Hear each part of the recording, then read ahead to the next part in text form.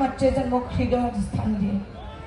প্ৰত্যেকগৰাকী মা বাবাৰ আশীৰ্বাদ যেন মোৰ ওপৰত থাকে। আৰু মই কথা দিছোঁ, মীনাক্ষী বৰ্মন কেতিয়াও দুৰ্বল নহয়, দুৰ্বল মোক কৰিব নোৱাৰে। আপুনি বিপদে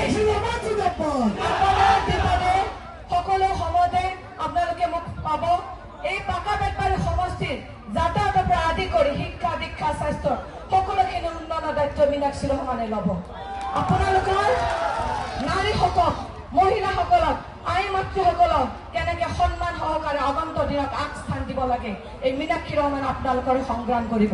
জাতিৰ ওপৰত যি যি সমস্যা আহি আছে, এটা এটাকে বিধানসভাৰ মজিয়াত বাঘৰ নিচিনাকে শ্ৰেণীৰ দৰে গজুৰি থকা মানুহ সম্ভৱ মীনাক্ষী ৰহমান। আপোনালোকে খালি মোক দোৱা কৰক। এইখিনিকে কৈ আজি আপোনালোকক অশেষ ধন্যবাদ জ্ঞাপন কৰিছোঁ। সকলোকে চালাম জনাইছোঁ আপোনালোকৰ এই মূল্যৱান সময় আজি আমাক দিয়াৰ বাবে। আসসালামু আলাইকুম, ধন্যবাদ। Abdul Rahman Majid